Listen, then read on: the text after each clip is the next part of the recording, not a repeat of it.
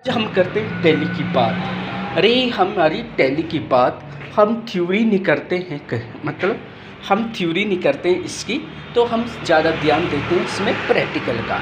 लेकिन हम टैली में इस बात की बात क्या है, इसमें टैली में थ्योरी और प्रैक्टिकल में क्या अंतर है।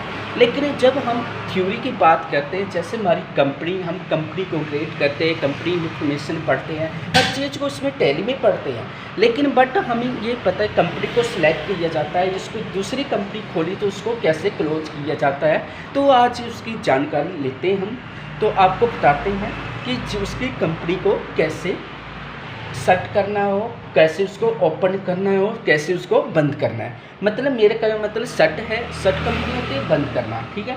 अगर आप कंपनी को सेट करना जानते हो तो आपको पता है तो दूसरी कंपनी को कैसे क्लोज करना है और अपनी कंपनी में काम करना है, राइट। जैसे आपकी मान लो ये कंपनी, दो कंपनी खुली है, एक राहुल की खुली है और एक गगनदीप की खुली है। तो आप मान लो गगनदीप जो है आपका नाम है, तो इस कंपनी को अपने क्लोज करना है। तो सबसे पहले आप Alt F3 में जाते हो। कहाँ पे जाते हो आप? Alt F3 में।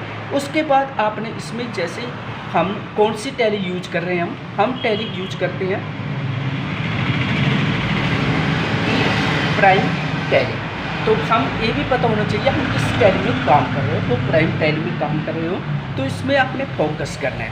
जब आप इसमें जाते तो सबसे पहले माउस में क्लिक करते हैं, या माउस करो क्लिक, या आपकी इधर सेट कंपनी आ रही है। सेट कंपनी क्या होती है? सेट कंपनी होती है बंद करना।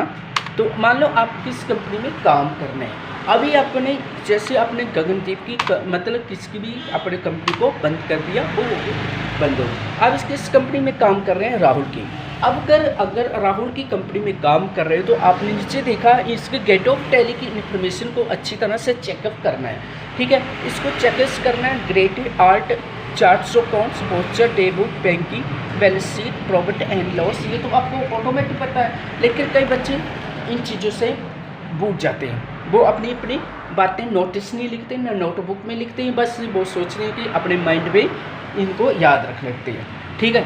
मान लो तो माइंड में तो याद रहता है, लेकिन बट उनको ये पता नहीं होता है। अब ये हम जैसे हम डे बुक में पहुंचते हैं तो डे बुक में हमारा पूरा ब्लैंक खाली पड़ा होता है, हमारी कोई एंट्री इशू नहीं है। तो हमारी एंट्री कब से हो रही है? 31 मार्च से 2023 से हो रही है। लेकिन हम फाइनेंशियल ईयर में अब बैक करेंगे तो हम इसमें Alt F2 इसको डिवाइड किया तो ये हमारा एंटर हो रहा है। जैसे 1/4/2023, 31/3/2024 कर दो, ठीक है। आपकी एंट्री 2 आ गई। कैसे हुई? जो आपने फाइनेंशियल ईयर को चेंज किया है। जब तक आपके फाइनेंशियल ईयर को चेंज इन करके तो आपकी 100 एंट्री नहीं हो पाएगी, ठीक है। 1/4/2023 से 1/4/2024 से देखो तो अपने फाइनेंशियल ईयर को चेंज करना है। तो ये एंट्री जब से हमने एंट्री की है तो किसकी एंट्री हो रही है? परचेज की एंट्री हो रही है।